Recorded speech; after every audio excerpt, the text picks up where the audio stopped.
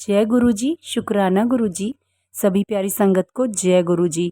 Video को like कीजिए, channel को सब्सक्राइब कीजिए और बेल आइकन को प्रेस कीजिए ताकि हमारे आने वाले सत्संग आप तक पहुंच सके। जय गुरु जी। गुरु जी का हर पल शुक्राना। गुरु जी को कोटि कोटि प्रणाम। संगत जी, गुरु जी हमेशा अपनी संगत का भला करते हैं और उनके साथ साथ उनका भी भला होता है जो उनकी संगत के साथ होते हैं। तो आइए आज एक ऐसा ही सत्संग हम सुनते हैं जो गुड़गांव के नूतन आंटी और अनिल बेरी अंकल का है। गुरुजी की शरण प्राप्त होने से हम अत्यंत सौभाग्यशाली हैं। हमें उनके बारे में नवंबर 2005 में मेरठ में अपने एक संबंधी की बेटी के विवाह में उपस्थित एक अन्य संबंधी से पता लगा। पिंकी गुरुजी की अनुयायी थी और उसकी अभिलाषा थी कि हम गुरुजी के दर्शन करें। उस समय उसने हमें उनके कुछ सत्संग भी सुनाए। एक शुक्रवार को हम एम्पायर स्टेट से गुजर रहे थे कि गुरुजी का ध्यान आया, किंतु उनके दर्शन किसी अन्य दिन करने के विचार से हम आगे निकल गए। आगे बढ़ते हुए हमने एम्पायर स्टेट के पूरे भवन को पार भी नहीं किया था कि हमारी कार रुक गई। हम आश्चर्यचकित हो गए और गुरुजी के दर्शन कर उनका आशीर्वाद लेने का निश्चय कर लिया। इतना सोचते ही कार चल पड़ी। गुरुजी के स्थान पर हम 7 बजे पहुंचे, किंतु हमें बताया गया कि वह 8 बजे खुलेगा। 1 घंटे रुकने का सुनकर हमने किसी अन्य दिन आने का सोचा, पर उसी समय पिंकी आ गई और उसने संगत पर आने का आग्रह किया। उस दिन से गुरुजी की संगत में हम लगातार आ रहे हैं। गुरुजी के दर्शन करने से पूर्व हम भटक रहे थे, किंतु उनकी दया से अब हम सही मार्ग पर अग्रसर हैं।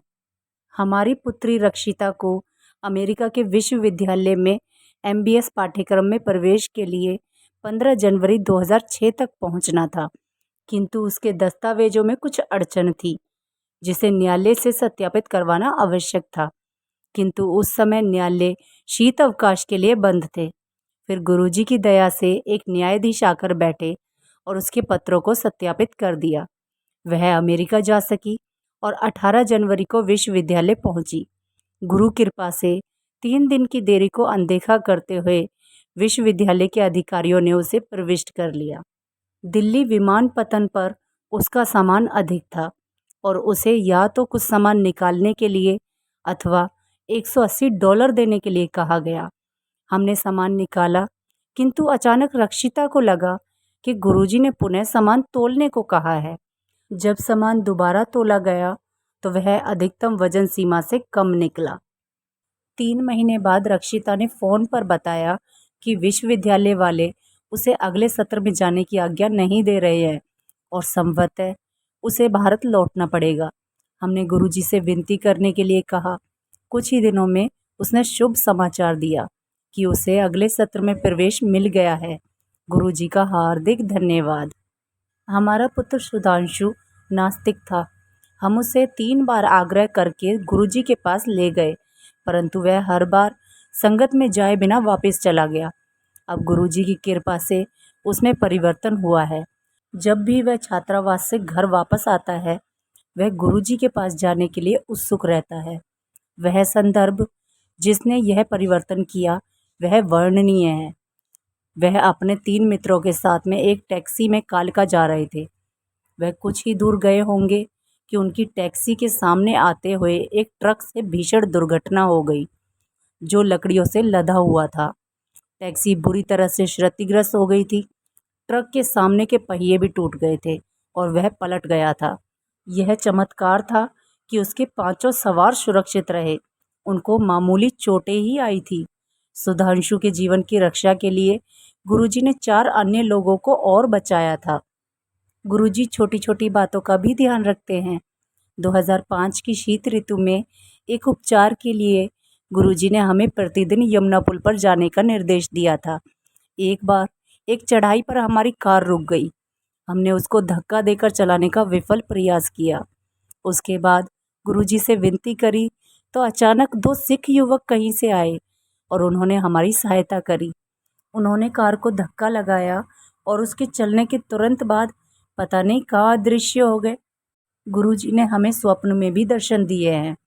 एक बार मेरे पति अनिल को प्रातःकाल सोते हुए स्वप्न आया कि गुरुजी ने उसे प्रसाद में मिठाई दी, किंतु जब उन्होंने अपना हाथ खोला तो उसमें धन था। गुरुजी सर्वज्ञाता और सर्वशक्तिमान हैं। उन्होंने हमारे परिवार और हमारे अतीत के बारे में बताया था। उदाहरणार्थ, उन्होंने अखिल भारतीय आयुर्विज्ञान संस्थान में हुई अनिल की गंभीर शल्य चिकित्सा के बारे में बताया, जिसके कारण वह आज भी जीवित है।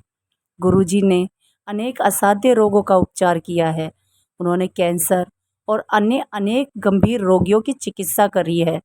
वास्तव में गुरुजी का उपचार चिकित्सकों की विफलता के पश्चात ही आरंभ होता है। गुरुजी की शरण में आने पर स्वाभिमान को नष्ट कर देना चाहिए। उनकी संगत में आए प्रत्येक व्यक्ति को उनके दर्शन के संपूर्ण फल प्राप्त करने के लिए धैर्य के साथ स्वच्छ मन, स्वच्छ हृदय और पूर्ण आस्था अनिवार्य है। गुरुजी का मुख्य उद्देश्य मानवता के कष्टों को दूर करना है। वह बिना किसी भेदभाव के सबका भला करते हैं और सर्वविद्यमान होते हुए भूत, वर्तमान और भविष्य जानते हैं। आनंद और मोक्ष की यह विभूति विद्वानों का अंतिम लक्ष्य है। सर्वविद्यमान प्रभु की कृपा से हमें लौकिक और अलौकिक अर्थ की प्राप्ति होती है। उन्हीं की दया से संगत के सदस्य अपनी समस्त आशाएं पूर्ण कर सकते हैं। गुरुजी की उपस्थिति से हम अत्यंत भाग्यशाली हैं। वह हमारे कष्ट और विपदाओं को दूर करते हैं। कहते हैं कि जिस भक्त पर आप कृपा करेंगे वह नष्ट नहीं हो सकता। ओम नमः शिवाय। गुरुजी सदा सहाय। जय गुरुजी। शुक्राना गुरुजी। और इसी के साथ सत्संग को समाप्त करते हैं संगत जी, और प्रार्थना करते हैं कि सभी संगत पर गुरुजी की कृपा ऐसे ही बनी रहे। जय गुरुजी। शुक्राना गुरुजी। गुरुजी का हर पल शुक्राना। शुक्राना मेरे मालिक।